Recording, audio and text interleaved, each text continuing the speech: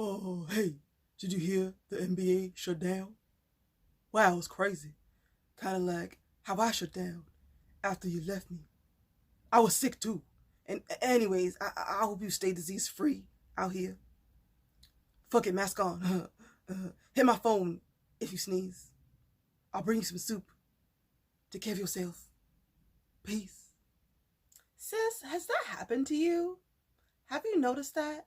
That since we've been locked down or were locked down for quarantine, have your old flexes and exes been texting you with that trash?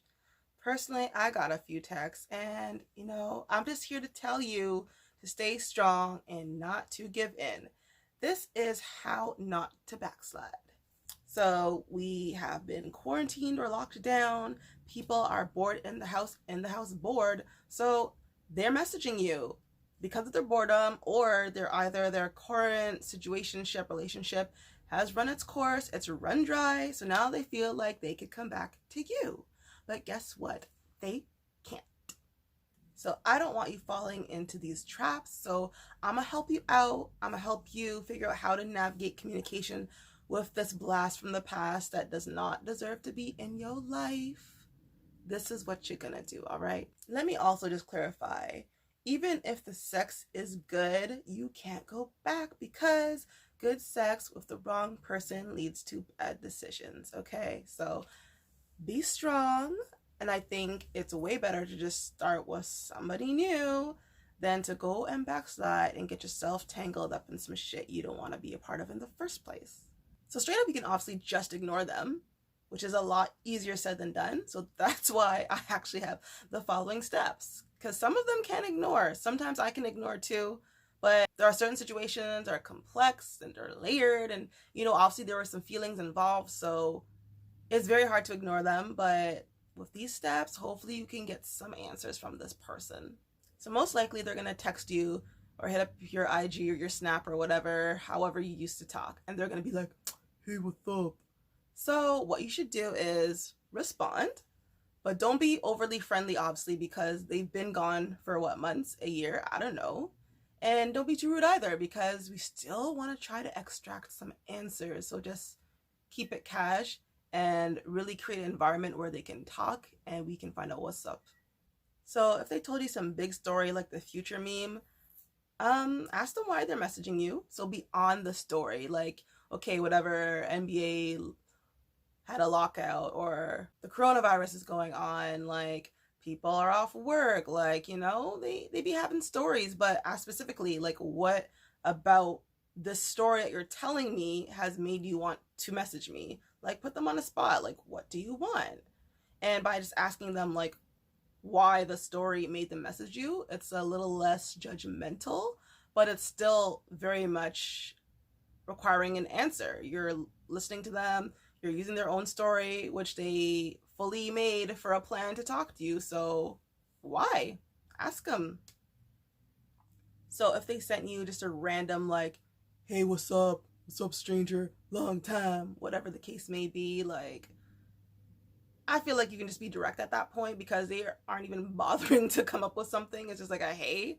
So I would just be like, hey, yeah, it has been a long time. Like, what's up? What made you message me? Get some answers out of them and see what they say. So I feel like more times it's just, again, them just trying to come back because they're bored, or their situation dried up. So they're just trying to see what you're saying. They're trying to see if you're going to allow them back in your life, which I don't think you should. So there's that. But then sometimes, every so often, you get a rare one. They realize what they've done wrong and they actually just want to come clean and set things straight. This is possible. It's rare, but it's possible. But you need to ask so we know what's up.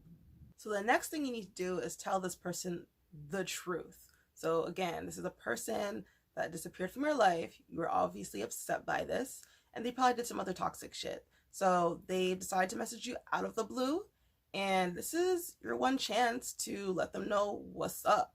So if this person told you some story and you have dialogue going, you can just be straight up and be like, hey, honestly, I don't know that I feel comfortable with this conversation because you did A, B, and C. Let them know what's up. Or if the person didn't even bother to tell a story and they're just like the hey, what's up person, well, then I feel like the conversation is probably not going to go anywhere. They didn't really learn anything. They ain't trying to better themselves. And you can get to the truth a lot sooner. You can just be like, hey, like, I don't appreciate that you disappeared. And I don't appreciate these things either. This is why we don't talk. So this is why I'm confused that you're messaging me. And be very honest. Like, was their communication bad? Did they hurt your feelings? Did they do something crazy that you didn't expect that, just fuck shit up? Like, did they have some secret baby mamas? Did they have a secret marriage? Like, were they seeing someone else? Like, what's going on? Let them know. And, if the sex is bad, tell that to them too. Like, tell them everything.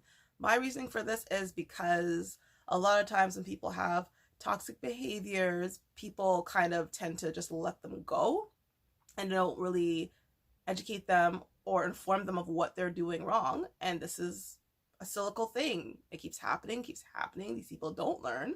I'm not saying that you're going to change them or cure anything that's going on with them, but just stand up and say your piece. And if they're a real one, they'll apologize. If they're not, they're straight up just not going to answer. And there you go. You saved yourself a lot of time and a lot of backsliding and potential re-traumatizing, really. So have I ever backslid? Of course, we all have. That's how I've learned these lessons. You live and you learn.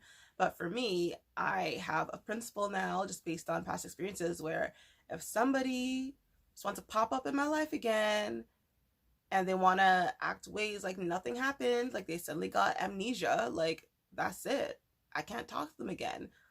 They obviously hurt my feelings or made me feel some type of way or did some fucked up, unforgivable shit. So I'm not gonna talk to them. Like something like that, I could definitely ignore if they message me. If it's something where there's, again, more complexity in it, I probably will talk to them just so they can know what they did wrong, but that's not something I'm gonna take serious, and it ain't going anywhere. It was more so for me to be like, this is what you did wrong. Because for me, as a part of my apology language, if you ever want to apologize to me about something, you need to know what you did. You need to communicate it to me. Like, I am sorry for this. I'm sorry I made you feel like this. Like that. That is how it works. But that's just a quick little word of advice from me. I kept it short this week because, to be very honest, it's hard to concentrate when so much crap is still going on. But once again, I will leave some petition links down below that do need some attention. And I want y'all to be safe out there. Beware of these blasts from the past, okay? Don't be backsliding. I gave you some tips, so stay safe.